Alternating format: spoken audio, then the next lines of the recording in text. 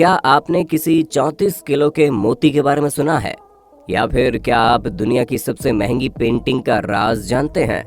खैर ये सब छोड़िए, क्या आपको ये पता है कि आप चाहे तो चांद पर जमीन खरीद सकते हैं? जी हाँ, आपने बिल्कुल सही सुना।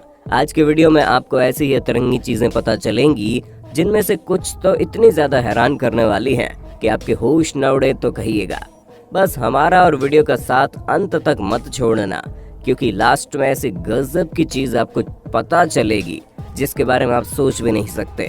अब वो क्या है, इसे जानने के लिए चलिए शुरू करते हैं शानदार वीडियो। आपके सामने दो अलग अलग मोती हैं, जिनमें से एक की कीमत $3 है और दूसरे की कीमत $30,000 है। अब इसे देखकर आपको साफ साफ समझ में आ रहा होगा कि मोती की असली कीमत जानना बहुत मुश्किल है। केवल एक्सपीरियंस्ड ज्वेलर्स ही इस चीज को परख सकते हैं, और उन्हें ये भी बड़े अच्छे से पता होता है कि मोती हीरे से भी ज्यादा महंगे हो सकते हैं। असल में मोती का प्राइस उसके size, colour, shape, surface quality वगैरह पर डिपेंड करता है। मोती जितना बड़ा और स्मूथ होगा उसकी कीमत उतनी ही ज्यादा होगी। लेकिन अगर हम दुनिया में पाए जाने वाले सबसे महंगे मोती की बात करें तो उसका वजन 75 पाउंड यानी 34 किलो है और उसकी कीमत करीब $100 मिलियन थी। अब इस प्राइस रेंज को बीट कर पाना तो थोड़ा मुश्किल है, लेकिन हाँ, अगर हम रेगुलर शेप वाले मोतियों की बात करें तो उसमें काफी यूनिक मोती होते हैं। मैलो मैलो पर्ल्स प्रकृति की बहुत ही खूबसूरत बनावट है, जिसे मैलो मैलो स्नेल्स द्वारा तैयार किया जाता है, और ऐसा कहा जाता है कि इन स्नेल से मोती मिलने की संभावना हजारों में एक बार होती है। इसलिए इस हाई क्वालिटी मोती की कीमत $75,000 के आसपास होती है और इससे बनी ज्वेलरी 2,50,000 की प्राइस रेंज में बिकती है। लेकिन आपके दिमाग में ये सवाल भी आता होगा कि आखिर मोती इतने महंगे होते ही क्यों हैं? ये तो बस काम्स के शरीर से निकाले गए पत्थर हैं। जी हाँ दोस्तों, एग्जैक्टली इसके सवाल में ही इसका जवाब छिपा हुआ है, क्योंकि मोती एक अकेला पत्थर है जिसे लिविंग क्रिएचर के शरीर से निकाला जाता है, और यही चीज इसे इतना महंगा बनाती है।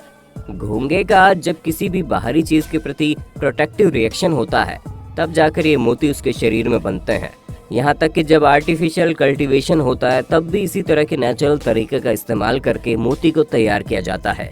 इसलिए हर मोती पूरी तरह से नेचुरल होता है, जिसे वाइल्ड लाइफ द्वारा क्रिएट किया जाता है। पर जरा आप कल्पना करके देखिए, किसी को मैलो मैलो पर्ल अचानक से ही मिल जाए तो क्या होगा, क्योंकि लोग इस तरह के घोंघे को खाते हैं। अब जैसे कि आप रिक एंटोस नाम के शख्स के बारे में ही सुन लीजिए। इन्होंने $15 के ऑयस्टर को ग्रैंड सेंट्रल ऑयस्टर बार से खरीदा, जिसमें निकले हजारों डॉलर्स के मोती को ये बस खाने ही वाले थे। लेकिन इनकी किस्मत अच्छी थी कि ऐन वक्त पर इन्होंने मोती को देख लिया और ये मालामाल हो गए। दोस्तों, अब आते हैं दुबई पर। मिडिल ईस्ट में मौजूद ये शहर बहुत ही बड़ा फाइनेंशियल और टूरिस्ट सेंटर है, जिसे आप लग्जरी का असली किंगडम कह सकते हैं। लेकिन ये बात आती है कि आखिर दुबई के पास इतना सारा पैसा आया कहां से, जिसने दुबई का पूरा नक्शा ही बदल कर रख दिया। क्या इसकी वजह टूरिज्म थी? नहीं, ऐसा कुछ नहीं है। दुबई को दुबई बनने में काफी समय लगा और तब लोग यहाँ ज्यादा आते नहीं थे। ऐसे में आप सोच रहे होंगे कि दुबई को इतना अमीर बनाने में यहाँ की तेल की खदान का बहुत बड़ा हाथ है, तो ये चीज काफी हद तक सही है। लेकिन यहाँ पर तेल की खोज भी 1966 में हुई थी। लेकिन इस शहर का इतिहास बहुत पुराना है, और हम दुबई के बारे में इसीलिए बता रहे हैं क्योंकि दुबई में तेल की खोज से पहले यहाँ के लोगों की असली इनकम मोतियों पर टिकी हुई थी। यहाँ तक कि कहा तो ये भी जाता है कि दुबई को पर्ल कोस्ट के नाम से भी जाना जाता था, क्योंकि यहाँ के लगभग सभी पुरुष समुद्र के अंदर जाकर घोंघे खोजने का काम करते थे, और ऐसा करते वक्त वो अपनी जान की परवाह तक नहीं करते थे। यहाँ तक कि उनके पास कोई भी स्पेशल इक्विपमेंट्स भी नहीं होते थे। वो वक्त 19वीं शताब्दी का था जब ये लोग सीख चुके थे कि कैसे मोतियों को ग्रो करना है और इससे प्रॉफिट बनाना है। हालांकि अब ये काम इतना ज्यादा नहीं होता, लेकिन पर्ल डाइवर्स के गांव में जाकर आप उस समय की झलकियां देख सकते हैं, जो आज के समय के दुबई से तो पूरी तरह अलग है। अब दुबई वाकई में दुबई बन चुका है, जिसका अपना एक महत्व है। पर दोस्तों, आपको दुबई कैसा लगता? क्या आपको भी यहाँ जाना पसंद है? अपने होस्ट दोस्त सैम को कमेंट में बताना मत भूलना। वैसे यूनाइटेड अरब अमीरात का कैपिटल अबू धाबी है, और यहाँ पर भी हैरान करने वाली कम चीजें नहीं हैं। अब एग्जाम्पल के तौर पर लियोनार्डो दा विंची की सल्वाटर मुंडी को देख लीजिए, जिसके बारे में ये कहा जाता है कि ये काफ़ी समय तक खोई हुई थी और जब इसे 2017 की नीलामी में बेचा गया तब ये दुनिया की सबसे महंगी पेंटिंग बन गई और इसे खरीदने वाले कोई और नहीं बल्कि सऊदी प्रिंस बदर बिन अब्दुल्ला बिन मोहम्मद बिन फरहान अल सऊद थे। जब इन्होंने पेंटिंग खरीदी तो हर किसी को लगा कि अब अबू धाबी के म्यूजियम में रखी जाएगी, लेकिन ऐसा कुछ भी नहीं हुआ और पेंटिंग गायब हो गई और तब इसे दूसरे प्रिंस के यार्ड पर देखा गया। लेकिन जब एक्सपर्ट ने जांच की तो पाया वो तो असली रोनाल्डो दा विंची की पेंटिंग नहीं है। खैर, लियोनार्डो दा विंची की पेंटिंग न हुई तो क्या हुआ, अबू धाबी में देखने लायक बहुत सी चीजें मौजूद हैं, क्योंकि यहाँ पर ऐसी कई सारी यादगार पेंटिंग है जो किसी को भी अपनी ओर आकर्षित कर सकती है।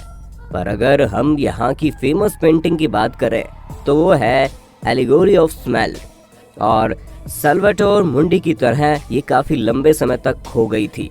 हालांकि फिर ये पेंटिंग रीसेलर के पास आ गई जिसका प्राइस करीब $500 था और तब इसे नीलामी में ले जाया गया जहां पर इसका प्राइस रॉकेट की तरह उड़ता हुआ $8,70,000 पहुंच गया और उसके बाद ये प्राइस मिलियन में पहुंच गया और ये कहानी ऐसे ही बढ़ती रही।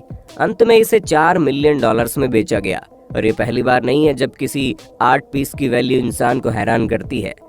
पर फिर भी कई लोगों को समझ में नहीं आता कि कैनवस के ऊपर किए गए पेंट कलर से बनाई गई तस्वीरें आखिर इतना महंगा प्राइस कैसे होल्ड कर सकती हैं। अब इसके लिए प्रॉपर जानकार बनना है तो आपको आर्ट हिस्टोरियन होना पड़ेगा। लेकिन अगर मोटा मोटा बताएं तो दोस्तों, आर्टिस्ट जितना ज्यादा फेमस है उसकी पेंटिंग उतनी ही ज्यादा बिकेगी और पेंटिंग जितनी ज्यादा पुरानी होती जाएगी उसकी कीमत और ज्यादा बढ़ती जाएगी। हालांकि चीज हमेशा काम करे ये भी जरूरी नहीं है। कुछ आर्टिस्ट ऐसे भी हैं जिन्होंने बाद में बहुत ही बेहतरीन काम किया, लेकिन उनके करियर की शुरुआत में उनके काम को पहचान पाना थोड़ा मुश्किल था। अब जैसे कि आप माइकलैंग्लो को देख लीजिए। जी हाँ, वही माइकलैंग्लो जिन्होंने सिस्टीन चैपल सीलिंग को पेंट किया था और स्टैच्यू ऑफ डेविड को बनाया था। पर शुरुआत के समय में इन्होंने एंशिएंट रोमन स्टैच्यू भी बनाए हैं। अब कई लोगों को धोखा लग सकता है, पर इस महान आर्टिस्ट ने साल 1496 में एक स्लीपिंग कुपिड का फिगर बनाया और उसमें केमिकल्स मिलाकर जमीन के नीचे गाड़ दिया था ताकि ये स्कल्पचर एंशिएंट लगे और फिर बाद में जमीन से इसे निकालकर कार्डिनॉल नाम के डीलर को दे दिया गया। वो तो कार्डिनॉल को बाद में इस फ्रॉड के बारे में पता चला और फिर इन्होंने माइकलैंग्लो से अपने पैसे मांगे और इनके बीच काफी विवाद भी हुआ। पर इस पूरी स्टोरी से एक चीज तो पता चलती है कि अच्छे से अच्छे आर्टिस्ट भी दूसरों से अपना आइडिया लेते हैं। अब जैसे कि आप डिज्नी को ही ले लीजिए। जी हाँ, आपको भले ही विश्वास ना हो, लेकिन डिज्नी कंपनी की हिस्ट्री में भी ऐसे कई सारे कंट्रोवर्शियल एलिमेंट्स हुए हैं जिसका अंदाजा आपको डिज्नी के द लायन किंग और एनिमे किम्बा द व्हाइट लायन का कंपैरिजन करके लग जाएगा, क्योंकि आप यहाँ पर न सिर्फ एक जैसी दिखती हुई सीन देखेंगे बल्कि कैरेक्टर के नाम भी आपको काफी मिलते जुलते मिलेंगे।